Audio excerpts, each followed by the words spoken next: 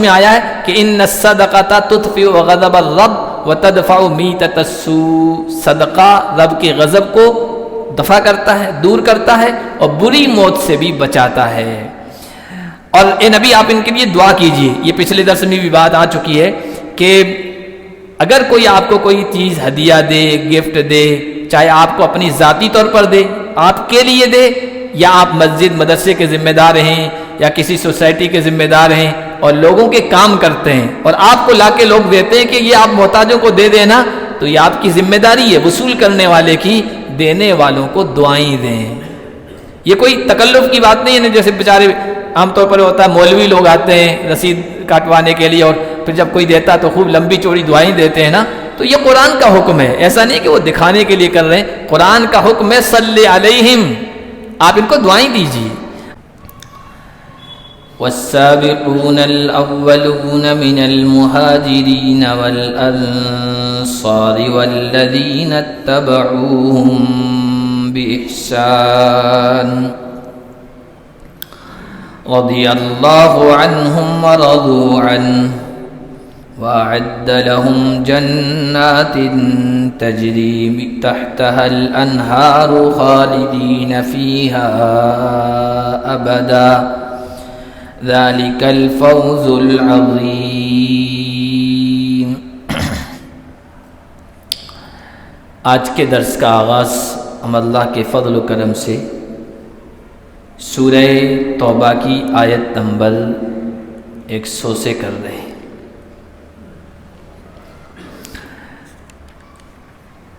پچھلے درسوں میں جو آیتیں گزری ہیں ان میں ان لوگوں کا ذکر تھا جو شہر مدینہ اور آس پاس مضافات اطراف کے دیہات کے باشندے تھے، اور شروع ہی سے غزوہ تبوک میں شریک نہیں ہونا چاہتے تھے، لیکن جھوٹے بہانے کر کے، عذر اور ہیلے تراش کر اللہ کے نبی صلی اللہ علیہ وسلم کے پاس آتے اور اجازت طلب کر لیتے تھے۔ کچھ ایسے بھی تھے دیہاتی جنہوں نے اجازت طلب کرنا بھی پسند نہیں کیا، ضرورت محسوس نہیں کی اور پیچھے رہ گئے تھے، اور ان کے بارے میں یہ کہا کہ اللہ کے راہ میں خرچ کرتے ہوئے ان کی جان مرتی ہے۔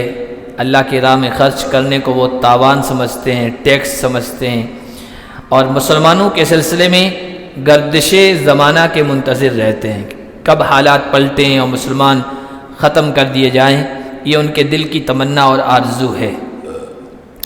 اب جو آیتیں پڑھی ان میں اللہ نے سچے پکے اہل ایمان کا ذکر کیا، جو ایمان میں سبقت کرنے والے، پہل کرنے والے، اللہ کے رسول صلی اللہ علیہ وسلم کے حکم پر عمل پیرا ہونے والے اور لپک کر اس کو قبول کرنے والے اور اس کے مطابق اپنی زندگی بسر کرنے والے تھے۔ ان میں تذکرہ فرمایا والسابقون الاولون، سب سے پہلے سبقت کرنے والے، آگے بڑھنے والے، من المہاجرین والانصار، وہ لوگ جنہوں نے ہجرت کی اور وہ لوگ جنہوں نے مدد کی۔ مہاجرین اور انصار آپ سب جانتے ہیں، مکے سے ہجرت کر کے جو مدینہ آئے، اپنا سب کچھ چھوڑ کر، گھر بار، اہل و عیال، بعض لوگ اپنے رشتہ داروں کو بھی چھوڑ کر لٹ لٹا کر آئے تھے، مدینہ آئے، اور پھر مدینہ کے جو لوگ پہلے سے آباد تھے، خاص طور پر اوس اور خزرج جو بڑے قبیلے تھے، ان کے چھوٹی چھوٹی برادریاں تھیں، اور انہوں نے ان کو ہاتھوں ہاتھ لیا، سر آنکھوں پہ بٹھایا، اپنا مال تقسیم کیا، گھر بار تقسیم کیے، ہر طرح کا ساتھ دیا، وہ انصار کہلائے۔ انصار کا مطلب ہوتا ہے مددگار، اور ایسے ان کے جو دو قبیلے تھے اوس اور خزرج، ان کو کہا گیا۔ یہ سبقت کرنے والے تھے۔ مہاجرین تو پتہ ہی ہے آپ کو، اور انصار میں وہ لوگ تھے جو سب سے پہلے ایمان قبول کیا نا، تو 7 لوگ آئے تھے حج کے موسم میں، اور اللہ کے نبی صلی اللہ علیہ وسلم حج کے موسم میں جاتے تھے، منی میں، خیموں میں، اور ادھر ادھر لوگ ٹھہرے ہوتے تھے، وہاں جا کر اپنی بات، اپنا پیغام پہنچایا کرتے تھے۔ تو مدینے کے لوگ آئے ہوئے تھے۔ زمانہ جاہلیت میں پہلے درسوں میں بھی بتایا جا چکا ہے کہ زمانہ جاہلیت میں بھی مشرک لوگ بھی بیت اللہ کا حج کرتے تھے، عمرہ کرتے تھے، آتے تھے. اور یہ جو مینا ہے نا، مینا آپ کے دلی میں مینا بازار ہے، وہ وہاں مینا سے آیا ہے، یہ نام وہاں سے آیا ہے مینا بازار. تو یہ مینا بازار مینا سے اٹھا کیونکہ وہاں ایک بازار لگا کرتا تھا. 3 بازار میلے لگا کرتے تھے کیونکہ جہاں بھیڑ ہوتی ہے نا وہاں بازار لگتے ہیں. تو ایک عکاظ، ایک بازار کا نام تھا عکاظ، جیسے آپ کے یا بڑوترا میں لگتا ہے جانوروں کا میلہ، چیتری میلہ کہتے ہیں، ابھی پشکر میں لگا ہوا ہے، کہیں کسی اور جگہ میں وہ نام سے جانے جاتے ہیں. اسی طرح وہ میلے لگا کرتے تھے. ایک عکاظ تھا، ایک ذو المجنہ تھا اور ایک مجاز تھا. اور یہ ذی القعدہ اور ذی الحجہ میں تھوڑے تھوڑے فاصلے سے لگا کرتے تھے، چونکہ اس موسم میں پورے عرب سے لوگ آیا کرتے تھے حج کے لیے. تو اللہ کے نبی وہاں جایا کرتے تھے، میلوں میں، خیموں میں، اور ان کو پیغام پہنچایا کرتے تھے. تو یہ 7 لوگ آئے ہوئے تھے اوس و خزرج سے، انہوں نے آپ کے پیغام کو سنا اور قبول کر لیا. اس سے معلوم ہوا کہ آپ کے پاس جو سچا پیغام ہے نا، صحیح بات ہے نا، وہ آپ اٹھتے بیٹھتے دوسروں تک پہنچا دیں. ایک حدیث آپ کو معلوم ہے، قرآن کی بات معلوم ہوئی، ایک صحیح پیغام آپ کے پاس میسج ہے، تو ہم لوگ کیا ہے، ہمیں معلوم ہو گیا تو اپنی حد تک رکھتے ہیں، آگے نہیں پہنچاتے ہیں. لیکن قرآن و حدیث کا کیا حکم ہے؟ بلغوا عنی ولو آیہ. ایک آیت، ایک چھوٹا سا میسج، پیغام بھی اگر آپ کو معلوم ہو تو آگے پہنچا دو، کیونکہ بعض مرتبہ آگے جس کو ہم پہنچاتے ہیں وہ اور زیادہ جذبے والا ہوتا ہے، کئی لوگوں کو صحیح راستے پر لے آتا ہے. تو اللہ کے نبی صلی اللہ علیہ وسلم نے پیغام پہنچایا، انہوں نے قبول کر لیا، واپس گئے، مدینے میں ہلچل ہوئی، یہ ایک نیا پیغام لوگوں نے سنا. تو اگلے سال تقریباً 70 لوگ آئے، اور یہیں مینا میں عقبہ گھاٹی کو کہتے ہیں. تو پہلے 7 لوگوں نے حضور کے ہاتھ پر بیعت کی تھی، پھر 70 لوگوں کو لے کے آئے، انہوں نے حضور کے ہاتھ پر بیعت کی. پھر حضور سے یہ بھی کہا آپ ہمارے یہاں تشریف لائیے، یہاں آپ کو ستایا جا رہا ہے، پریشان کیا جا رہا ہے، آپ کا وہاں ہم ٹھکانہ دیں گے آپ کو.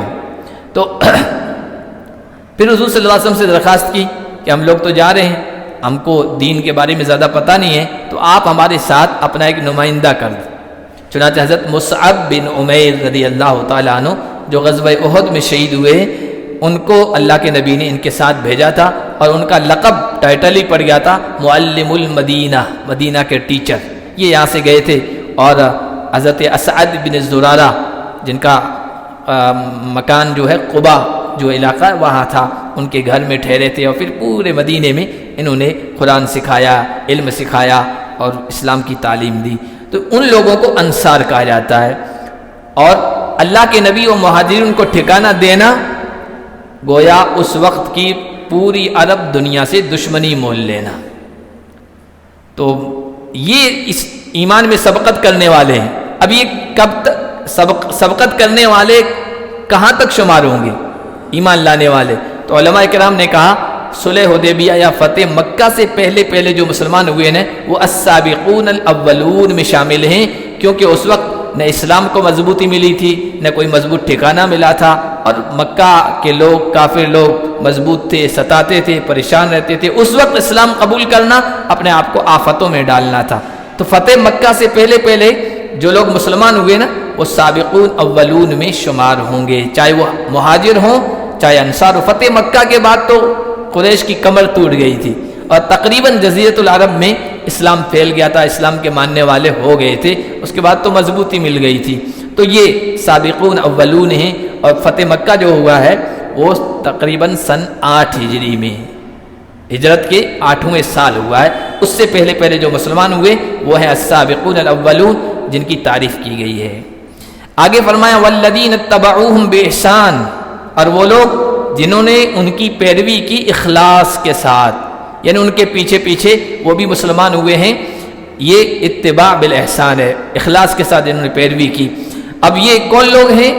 بعد میں مسلمان ہونے والے، وہاں کے باشندے، یہ بھی مراد ہیں.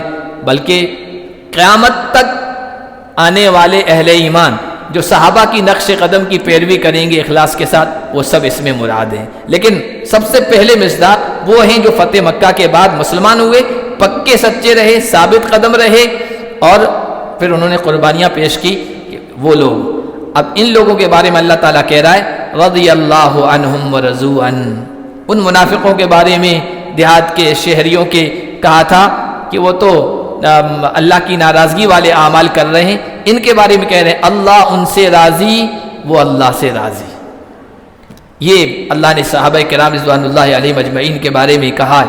اس لیے علماء کرام نے لکھا صحابہ کرام چاہے سابقون اولین ہو یا بعد والے ہو، ان کے بارے میں زبان درازی نہیں کرنی چاہیے، ان کے بارے میں کوئی گستاخی والا ایسا جملہ ان کی شان گھٹے نہیں کرنا چاہیے، کیونکہ جب اللہ ان تمام کے بارے میں کہہ رہا ہے، ہاں درجہ بندی ہے، ابو بکر کے برابر تو کوئی نہیں ہو سکتا، ابو بکر کے بعد عمر ہیں، عمر کے برابر دیگر صحابہ میں کوئی نہیں ہو سکتا، درجہ بندی تو ہے، لیکن اللہ سب کے بارے میں کہہ رہا ہے رضی اللہ عنہم ورضوا عنہ، وہ اللہ سے راضی، اللہ ان سے راضی ہے۔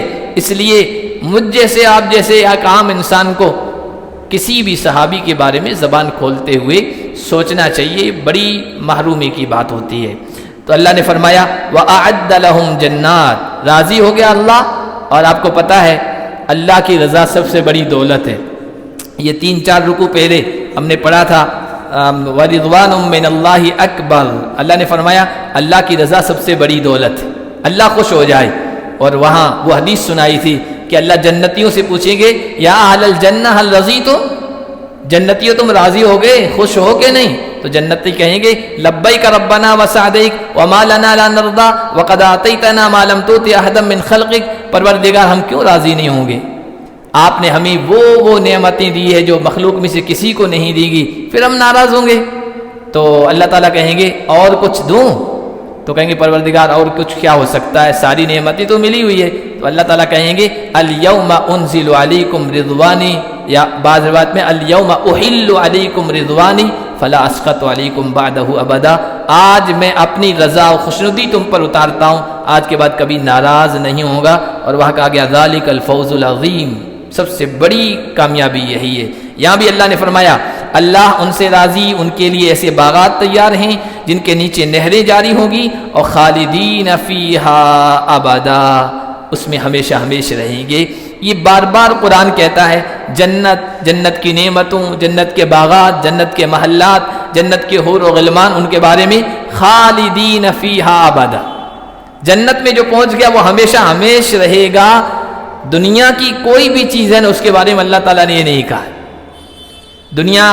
دنیا تو کہ آنجا کے آزار ہے، دنیا وہ جگہ ہے جہاں آزار ہی آزار ہے، تکلیف ہی تکلیف ہے، پریشانی پریشانی ہے، کتنا خوشحال انسان کیوں نہ ہو، مزاج اور طبیعت کے خلاف باتیں پیش آتی رہتی ہے۔ لقد خلقنا الانسان فی کبد، انسان کو ہم نے اسی طرح مشقتی میں پیدا کیا، پیدا ہوا تو مشقت، اور ماں کی گود سے لے کر قبر کی گود تک وہ پہنچنے تک وہ مشقتوں سے گزرتا رہتا ہے۔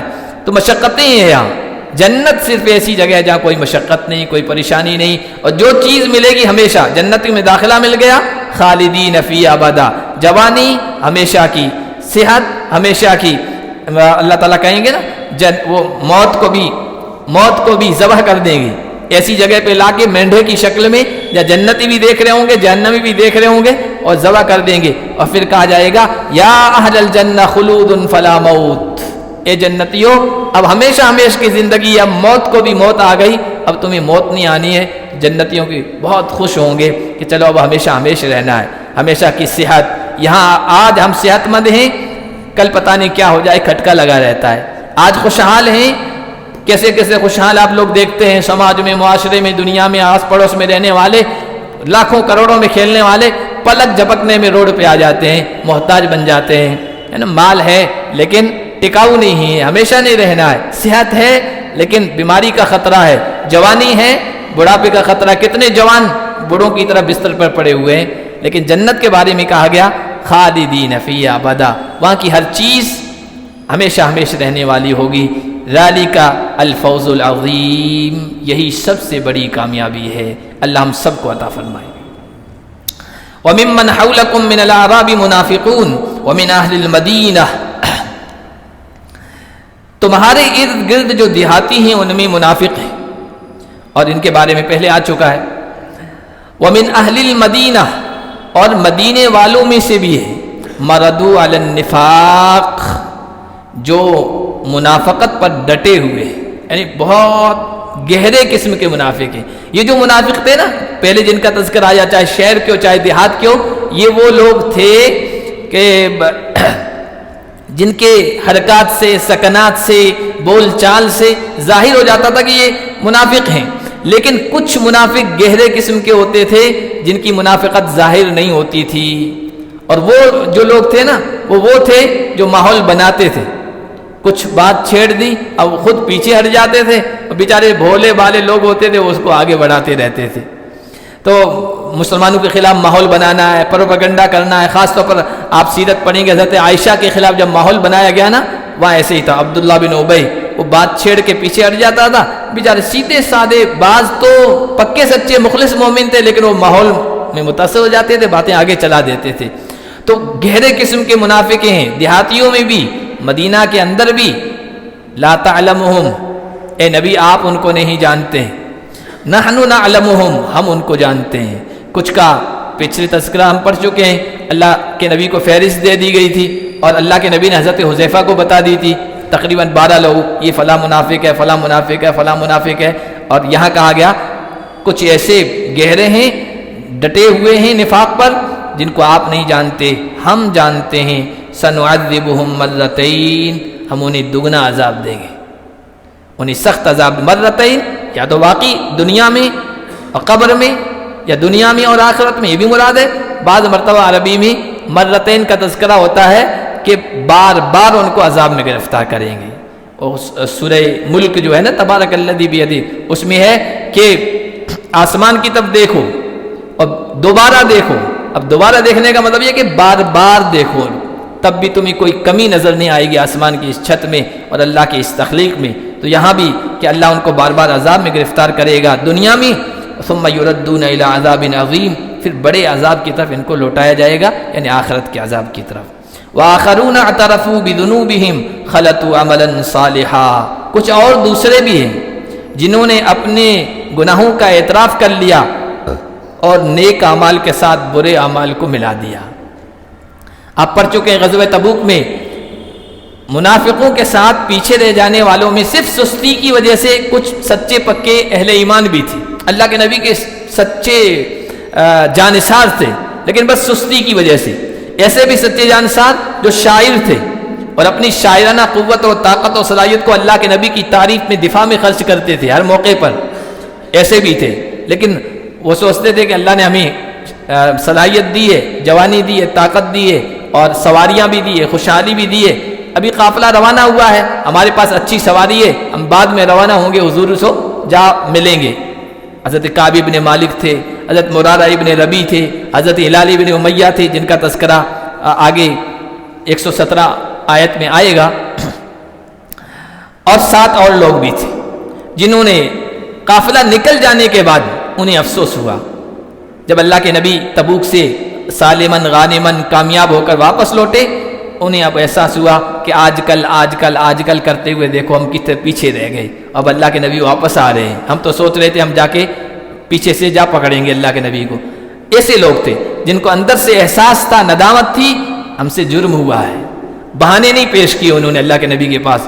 تو اللہ نے کہا کچھ اور لوگ ہیں جنہوں نے اپنے گناہوں کا اعتراف کیا ہے، اور تفاسیر میں آیا یہ 10 لوگ تھے، 3 تو میں نے ابھی نام لیا، 7 اور تھے۔ وہ 7 قسم کے جو لوگ تھے نا، انہوں نے آ کر کہ اب اللہ کے نبی پہنچنے والے مدینہ میں، احساس ندامت میں، شرمندگی کے احساس میں اپنے آپ کو آ کے مسجد نبوی کے ستونوں سے باندھ دیا تھا، ہم نہ کھائیں گے نہ پیئیں گے، مر جائیں گے جب تک کہ اللہ کے نبی ہمیں ان ستونوں سے آزاد نہ کریں، ہماری رسیاں نہ چھوڑیں، تاکہ اللہ کے نبی چھوڑیں گے تو توبہ ہماری قبول ہو جائے گی۔ اللہ کے نبی جب آئے مدینہ میں تو یہ ماجرا دیکھا کہ ستونوں سے بندھے ہوئے ہیں، معلوم کیا کہ یہ کیا ہے، کہا کہ انہیں پیچھے رہ جانے کا احساس ہے۔ ہر موقع پر، جہاد وغیرہ کے موقع پر یہ لوگ آپ کے ساتھ تھے، لیکن سستی اور غفلت کی وجہ سے اس مرتبہ پیچھے رہ گئے، ندامت ہے، شرمندگی ہے، اپنے آپ کو باندھ لیا ہے، اور قسمیں کھائی ہے جب تک اللہ کے نبی نہیں چھوڑیں گے، نہ ہم کھائیں گے نہ پیئیں گے اور نہ آزاد ہوں گے۔ تو اللہ کے نبی نے کہا میں اب کیسے چھوڑ سکتا ہوں، اللہ کی طرف معاملہ جب واضح ہو جائے گا تب چھوڑوں گا۔ پھر یہ آیتیں اتری تو اللہ کے نبی صلی اللہ علیہ وسلم نے اپنے دست مبارک سے ان صحابہ کو کھولا، تو اس آیت میں ان کا اشارہ ہے۔ اب قرآن نے نام تو نہیں لیا کہ غزوہ تبوک میں پیچھے رہ جانے والے، قرآن تو آئینہ ہے، قرآن اس میں ہمیں بھی بہت کچھ سکھاتا ہے۔ ہمارے ایک بزرگ تھے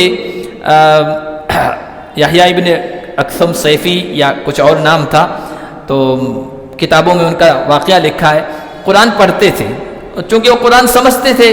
ہم لوگ قرآن کو سمجھتے ہیں کہ قرآن میں کیا کہا جا رہا ہے، ابھی تو ترجمہ پڑھ رہے ہیں، تفسیر سن رہے ہیں، تو پتہ چل رہا ہے کہ ہاں ان آیتوں میں یہ ہے۔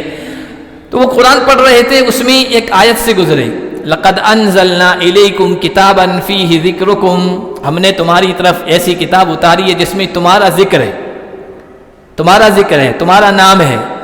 تو وہ آیت پر ٹھٹک کے رہ گئے کہ اللہ کہہ رہا ہے ہم نے تمہاری طرف کتاب اتاری ہے جس میں تمہارا بھی ذکر ہے، تو میرا کہاں ذکر ہے؟ میں دیکھوں قرآن میں، میرا بھی نام ہے، میرا بھی ذکر ہے، میرا بھی تذکرہ ہے، میں دیکھوں تو صحیح میرا تذکرہ کہاں ہے؟ تو عربی دان تھے، عربی جاننے والے تھے، انہوں نے قرآن کا مطالعہ بغور شروع کیا، ایک ایک آیت پر رکتے تھے۔ اب قرآن میں آپ پڑھتے ہیں، درس میں بھی سنتے ہیں، کبھی اللہ تعالیٰ اپنے نیک بندوں کا ذکر کرتے ہیں۔ ہمارے نیک بندے وہ ہیں تتجافا جنوبہم عن المضاجع، رات کو جب تہجد کا وقت ہوتا ہے تو ان کے پہلو ان کے سونے کی جگہوں سے الگ ہو جاتے ہیں، وہ اللہ کو یاد کرتے ہیں۔ وبالاسحار هم یستغفرون، سحری کے وقت اٹھ کر وہ اللہ سے استغفار کرتے ہیں۔ کانوا قلیلا من اللیل ما یہجعون، رات کو بہت کم سوتے ہیں۔ ینفقون، اللہ کے راہ میں خرچ کرتے ہیں، سرا وعلانیہ، کھلم کھلا بھی، چپکے بھی، دن میں بھی، رات میں بھی، یعنی اچھے اوصاف، اچھی صفات، اچھی خوبیوں والوں کا ذکر تھا۔ تو کہنے لگے اس میں تو میرا ذکر نہیں، میں ایسا نہیں ہوں، یہ تو بہت اونچے مقام والے ہیں، میں ان میں نہیں ہوں۔ پھر مطالعہ شروع کیا، قرآن پڑھتے رہے، اس میں پھر منافقوں کا ذکر آیا، کافروں کا ذکر آیا، گنہگاروں کا، فاسقوں کا ذکر آیا، تو کہا کہ الحمدللہ ان میں بھی نہیں ہوں، میں ان میں تو نہیں ہوں، وہ تو بہت اللہ کے نیک بندے پہنچے ہوئے ہیں، اچھی صفات والے، ان میں نہیں ہوں، اور ان میں بھی نہیں ہوں، اللہ کا شکر ہے۔ پھر اس آیت سے گزرے جو ابھی ہم پڑھ رہے ہیں، وَآخَرُونَ اعْتَرَفُوا بِذُنُوبِهِمْ خَلَطُوا عَمَلًا صَالِحًا، کچھ اللہ کے بندے ایسے ہیں جنہیں اپنے گناہوں کا احساس ہے، خطاؤں کا احساس ہے، اور نیک اعمال کے ساتھ برے اعمال بھی انہوں نے مکس کر دیے ہیں۔ فرما برداری بھی ہوتی ہے، کبھی کبھی انسان ہونے کے ناطے سے نافرمانی بھی ہو جاتی ہے، تو کیا کہ ہاں ہاں انا منہم انا منہم انا منہم، اللہ نے صحیح فرمایا، اس قرآن میں تمہارا بھی ذکر ہے، میرا ذکر مل گیا، میں یہی ہوں، میں ان لوگوں میں شامل ہوں۔ تو یا تو اللہ تعالیٰ نے غزوہ تبوک کے بارے میں، چونکہ پس منظر جو بیک گراؤنڈ ہے آیت کا وہ یہی ہے، لیکن ہمیں بھی قرآن پڑھتے ہوئے اسی طرح مطالعہ کرنا چاہیے، پڑھنا چاہیے کہ یہ جو خوبیاں ہیں یہ ہمارے اندر ہے یا نہیں، اور یہ جو فاسقوں کا، گنہگاروں کا، ان کی برائیوں کا تذکرہ ہو رہا ہے، کہیں ہمارے اندر تو نہیں ہے۔ اللہ نے فرمایا عسى اللہ ان یتوب علیہم، امید ہے کہ اللہ ان کی توبہ قبول فرمائے گا، اور آپ جانتے ہیں اللہ نے توبہ قبول فرمائی، حضور نے اپنے ہاتھوں سے ان کو پھر ستونوں سے الگ کیا۔ ان اللہ غفور الرحیم، بے شک اللہ بخشنے والا، رحم کرنے والا ہے۔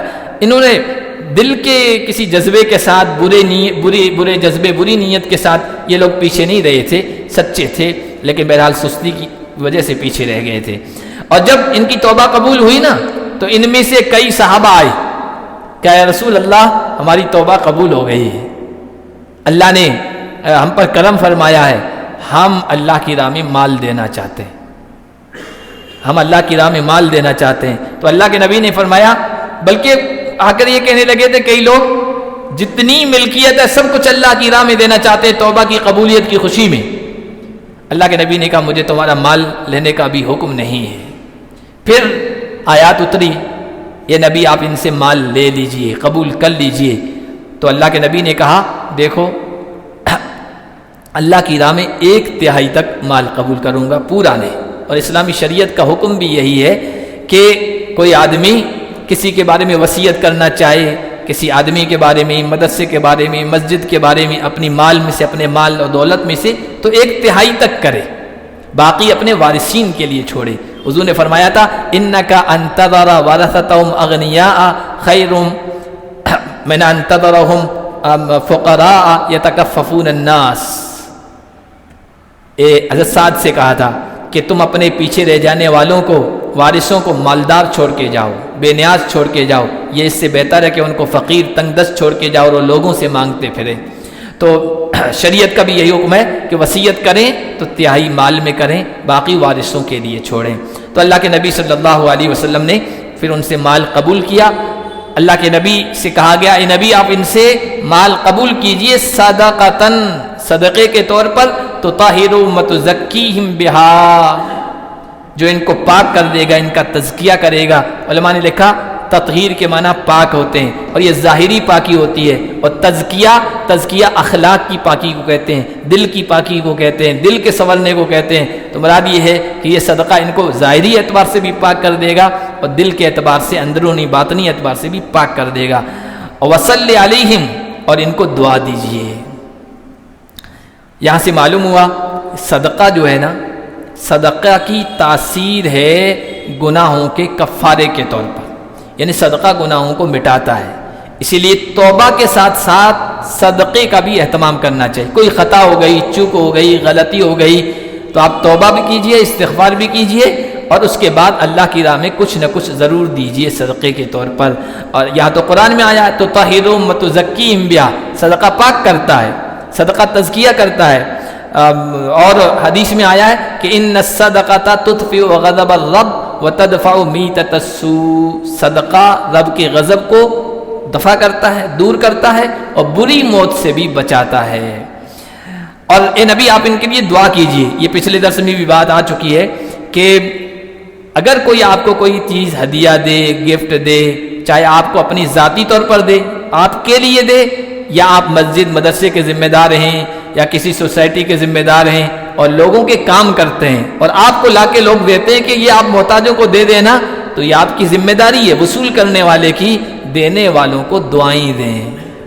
یہ کوئی تکلف کی بات نہیں ہے نا جیسے بیچارے عام طور پر ہوتا ہے مولوی لوگ آتے ہیں رسید کاٹوانے کے لیے اور پھر جب کوئی دیتا تو خوب لمبی چوڑی دعائیں دیتے ہیں نا. تو یہ قرآن کا حکم ہے ایسا نہیں کہ وہ دکھانے کے لیے کر رہے ہیں. قرآن کا حکم ہے صلی علیہم آپ ان کو دعائیں دیجیے. اور پیچھے وہ آیا تھا وصلوات الرسول اللہ کے نیک بندے جو ہوتے ہیں نا اللہ کی راہ میں دل کھول کے خرچ کرتے ہیں اور خرچ کرنے کو اللہ کا قرب سمجھتے ہیں اور نبی کی دعائیں حاصل کرنے کے لیے خرچ کرتے ہیں. اسی وجہ سے بخاری شریف میں روایت موجود ہے اس آیت کی تفسیر میں آل ابی اوفا غالباً حضرت عبداللہ بن ابی اوفا اپنی زکوٰۃ لے کے آئے تھے اللہ کے نبی صلی اللہ علیہ وسلم کے پاس. اللہ کے نبی صلی اللہ علیہ وسلم نے اس کو قبول کیا وہ کہتے ہیں اللہ کے نبی نے مجھے دعا دی اللہم صلی علی آل ابی اوفا اے اللہ آل ابی اوفا پر یعنی ابو اوفا کے خاندان پر اپنی رحمتیں خصوصی برکتیں نازل فرما. ان صلاتک سکن لہم بے شک آپ کی دعا ان کے لیے سکون کا باعث ہوگی. واللہ سمیع علیم اور اللہ سننے والا ہے جاننے والا ہے. الم یعلموا ان اللہ هو يقبل التوبۃ عن عبادہ اب انہی لوگوں سے کہا جا رہا ہے جنہوں نے شرمندگی کا احساس کیا تھا اور پھر جب اللہ نے نبی سے کہا کہ ان کی توبہ قبول ہے مال بھی قبول کر لیجئے.